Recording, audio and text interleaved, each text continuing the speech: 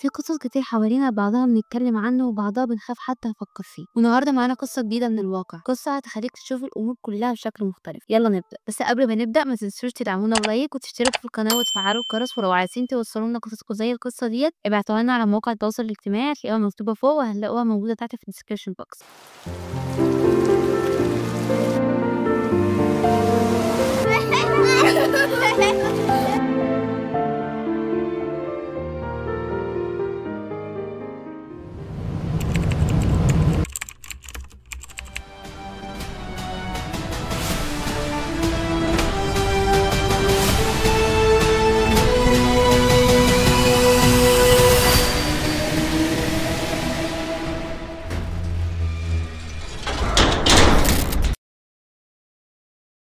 في أحد أحياء مصر القديمة، في بيت بسيط، أسرة مكونة من 4 أفراد. وبطلة قصتنا هي ندى، فتاة في العشرينات من عمرها، وهي دلوقتي واقفة على حافة السطح بتبص للشارع اللي بعيد عنها وبتفكر لو كان هو ده آخر مشهد هي هتشوفه في حياتها.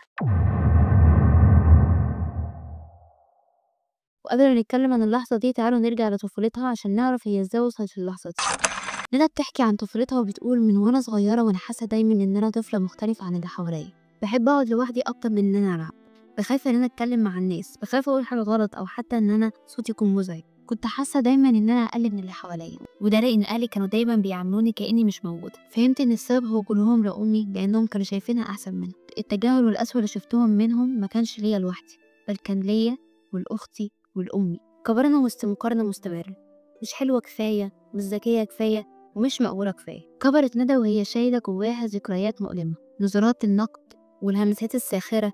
كانت كل مرة تبص في المراية بتشوف شخص بلا قيمة، جسد بلا معنى. لما انفصل أبوها وأمها افتكرت إن هي كده تبدأ بداية جديدة، لكن الحقيقة إن السنين اللي فاتت سابت جرح أعمق من إنها تقدر تتجاوزه بسهولة.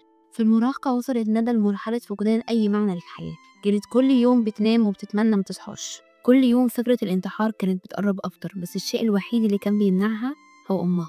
إحساسها إنها العائل الوحيد لأمها وإن لازم تعوضها عن كل اللي شافته. لكن لما دخلت الثانوية العامة أخيرا لقت سبب جديد يخليها تتمسك بالحياة، وإنها تكون دكتورة. عملت كل اللي عليها السنة ديت، مش عايزة تخسر آخر سبب ممكن يخليها تتمسك في الحياة. ولكن للأسف مع ظهور النتيجة اتكسر السبب الوحيد اللي ممكن يخليها تفضل عايشة. دخلت الكلية اللي ما كانتش عايزاها، وبدأت تحس إنها مجرد شخص بلا معنى، مجرد شخص بيمشي في الحياة بدون هدف. الوحدة بقت بتزيد وبقى كرهها لنفسها شيء عادي. وفي إحدى الليالي كانت قاعدة في أوضتها، النور مقفول والمروحة بتصدر صوت رتيب كأنه بيفكرها بوحدتها. الجو خانق، حتى الجدران بتقرب عليها كأنها بتسكنها. دموعها نشفت من كتر البكاء، لكن الألم مازال جواها محبوس في صدرها زي صخرة تقيلة. عينيها مثبتاها في السقف، لكنها مش شايفة غير ظلام أفكارها. كل الذكريات بترجع، كل كلمة جرحتها وكل نظرة احتقار. كل مرة وقفت في المراية وشافت شخص مات من زمان لكنه لسه بيتنفس. خدت نفس عميق، لكنها بدل ما تحس بالراحة حست بالخنقة أكتر. إحساس إن مفيش فايدة وإنها خلاص وصلت للنهاية. طلعت من أوضتها ماشية بخطوات بسيطة كأنها شخص آلي. فتحت باب البيت وخرجت للشارع. الهواء البارد لمس وشها، لكنها ما حستش بأي حاجة. كانت ماشية من غير هدف وسط زحمة الناس، بس كأنها في عالم تاني، عالم مفيهوش غيرها ووحدتها. الخطوات حواليها سريعة، الناس بتتكلم وبتضحك، لكنها مش سامعة حاجة، كأنها جوا فقاعة. صوتها الوحيد هو أفكارها. كل حاجة حواليها باهتة، الأصوات والألوان، حتى الشمس اللي بتغرب قدامها شكلها باهت وكئيب. وقفت لحظة، رفعت راسها وبصت للسما وسألت نفسها بصوت ضعيف لكن موجوع: هو أنا ليه لسه هنا؟ رجعت البيت، بس المرة دي قررت إن هي مش تدخل البيت، هتطلع السطح. وقفت على حافة وبصت للشارع اللي كان بعيد عنها، لكن ولأول مرة تحسه أقرب منها، أقرب مما تخيلت.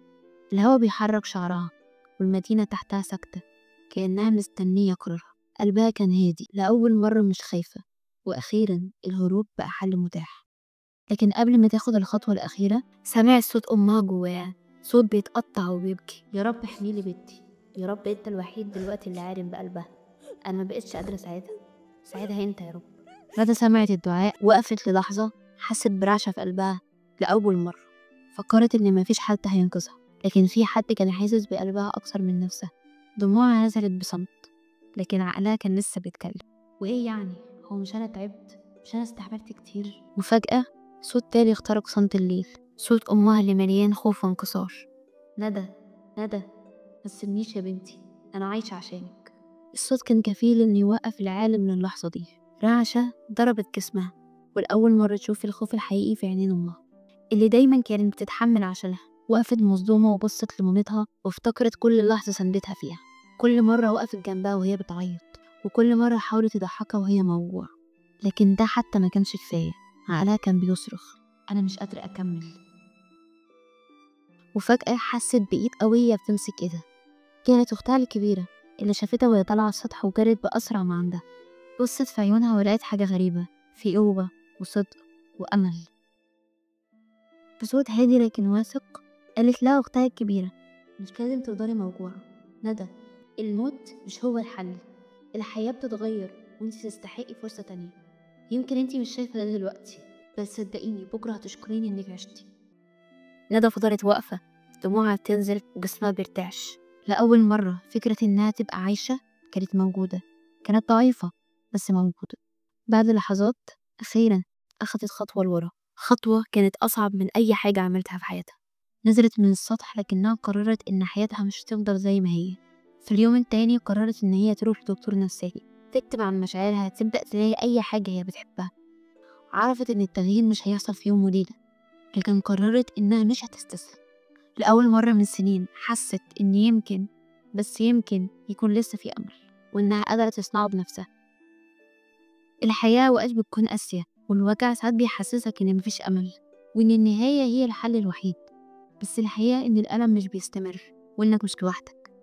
زي ما ندى لقيت سبب تعيش عشانه، انت أكيد عندك سبب حتى لو انت مش شايفه دلوقتي.